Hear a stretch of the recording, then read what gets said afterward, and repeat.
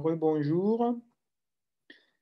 Je vais donc maintenant vous présenter tout d'abord la modélisation. Donc, comment on fait pour représenter les robots mobiles.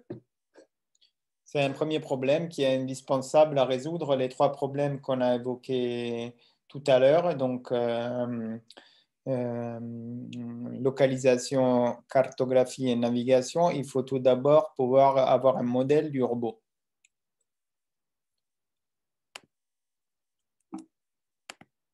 Donc, il existe trois différents niveaux de modélisation, comme vous les avez vus avec M. Abdelaziz pour la partie robot de manipulation. Donc, un premier niveau, c'est le niveau de modélisation qu'on a dit géométrique. Donc, en gros, c'est comme si on ne considère pas du tout le temps ou les forces. On fait comme une instantanée du robot, une photo, un cliché, et on va regarder quel est le comportement du robot dans l'espace. Donc, c'est la position et l'orientation qui nous intéressent uniquement. Donc, ça, c'est le modèle géométrique, position et orientation du robot. Ensuite, vous avez vu ça aussi, je pense, un peu avec M. Abdelaziz, il y a le modèle cinématique. Donc là, on considère aussi la notion du temps. Et donc, on va regarder les vitesses. Kiné, c'est un mot grec qui fait référence au temps et aux vitesses. Donc, les vitesses, tout comme pour la pause, il faut les regarder aussi bien en translation qu'en orientation. Et donc, on va devoir regarder les vitesses aussi bien linéaires qu'angulaires. Enfin, il y a un troisième niveau de modélisation qui est ce qu'on appelle la modélisation dynamique. Donc là, on regarde encore plus loin, entre guillemets, au niveau des accélérations ou des forces. Et donc, on considère vraiment l'interaction physique du robot avec son environnement. Donc, toujours en restant dans la même représentation que pour la géométrie et les vitesses, on peut considérer les échanges de forces, d'interaction en translation et en orientation. Et donc, on parlera de force et de couple ou moment. OK? Donc, voilà ces trois niveaux de modélisation et chacun, on peut le considérer en translation et en orientation. Il n'est pas toujours nécessaire d'avoir tous ces stades de modélisation. Donc, suivant le contexte et l'application qui vous intéresse, vous allez vous concentrer sur une ou deux de ces modélisations, pas forcément toutes, notamment la modélisation dynamique que vous ne verrez pas cette année, mais plutôt l'année prochaine en Master 2, ce qui reste en Montpellier. Souvent, elle n'est pas nécessaire hein, pour les problèmes qu'on a évoqués tout à l'heure. Localisation, cartographie et navigation, on n'a pas besoin de faire un modèle dynamique du robot. Par contre, très souvent, on aura besoin du modèle géométrique et du modèle cinématique. D'accord? Donc, c'est de ça que je vais parler aujourd'hui. Je vais prendre le cas le plus compliqué, juste pour vous faire un peu peur, mais après, on va simplifier. Hein. Donc, on va considérer le cas le plus général possible où le robot il peut se balader n'importe où dans l'espace. Donc, comme vous le savez, dans l'espace, un corps a 6 degrés de liberté. Parce que non seulement il peut translater sur 3 directions, il peut aussi s'orienter en 3 directions. Okay? J'ai bien dit un corps, parce que pour un point, ce n'est pas le cas. Mais pour un corps, vous avez aussi les orientations.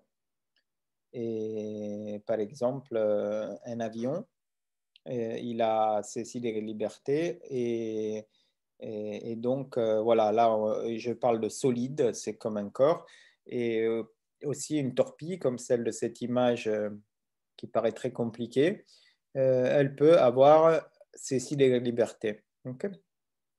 Donc typiquement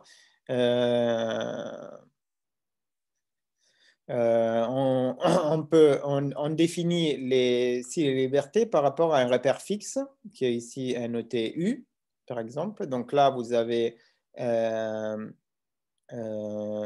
axe X qui pointe vers le nord, un axe Y qui pointe vers l'est, et un axe Z qui pointe vers le centre de la Terre, qui suit la direction de la gravité. Okay, donc la torpille qui est, elle, associée à un repère que je note B, donc je vais coller sur la torpille le repère B. Elle est caractérisée par sa position en translation par rapport à U. Donc déjà, on a 3 translations, X, Y et Z, de B par rapport à U. De plus, la torpille, elle est retournée, elle n'est pas forcément orientée comme le repère de base. Là, typiquement, elle va regarder un peu vers le bas. Donc, il a une certaine inclinaison par rapport à North et à la gravité. Et elle va tourner un peu vers la droite, enfin vers nous, on va dire, qui regardons l'écran. Donc, elle a aussi un angle entre X et Y, et peut-être qu'elle a un troisième angle aussi. Donc, d'une façon générale, vous avez 3 angles qui sont indiqués ici par les lettres θ, phi et psi, qui définissent l'orientation du solide dans le monde. OK? Donc, ça, c'est une notion qu'avaient déjà nos ancêtres navigateurs. Okay? Les angles de l'air, c'est quelque chose qui existe depuis l'époque des grands navigateurs qui ont traversé l'océan il y a des siècles. Okay? Ils avaient besoin de ces informations, donc ils construisaient leurs repères par rapport aux informations qui venaient des boussoles et des étoiles, mais ils prenaient toujours en compte aussi les angles de l'air. Bon, après, pour un bateau, on va dire, ça se déplace dans le plan, mais après, donc normalement, il y a besoin d'un seul angle, mais très rapidement, quand on a commencé à avoir les avions, par exemple, il a fallu aussi s'intéresser aux 2 autres angles que vous voyez ici. Donc au début, l'angle psi, on va dire, est suffisant si on se déplace dans le plan, mais sinon, il y a les 2 autres. Okay? En tout cas, les cils et libertés sont indiqués dans ce vecteur ici, à gauche, dans mon transparent. Donc, vous avez X, Y et Z, et psi, θ et... phi, θ et psi. OK? De même, donc là, déjà, une question qu'on peut se poser, c'est quelles sont les unités de mesure de ces 6 variables qui définissent donc la pose de l'objet dans l'espace. Et après, on peut passer donc au modèle cinématique que, comme je l'ai indiqué dans le transparent précédent, donne les vitesses linéaires et angulaires du solide. Donc, c'est un peu similaire, c'est-à-dire que le solide, à ce moment-là, il a une certaine orientation, okay, qui est indiquée ici par cette droite-là. Donc, il peut avancer dans cette direction. C'est la vitesse U qui est appelée ici surge. Il peut descendre comme ça, avec la vitesse W, et il peut aller vers sa gauche, pardon, vers sa droite, avec une vitesse V qui est le sway. Okay? Alors, déjà, remarquez que les vitesses, elles sont définies dans le repère B. Donc, elles ne sont pas par défaut alignées avec le repère U. D'accord? Donc, ça, c'est très important à comprendre. C'est que le robot, il peut contrôler sa vitesse par rapport à soi-même. Mais là, déjà, il ne sait plus où il est par rapport au monde. Okay? C'est comme une voiture. Quand vous appuyez sur la pédale d'accélération, vous n'êtes pas forcément en train d'avancer vers le nord. Vous êtes en train d'avancer par rapport à la voiture.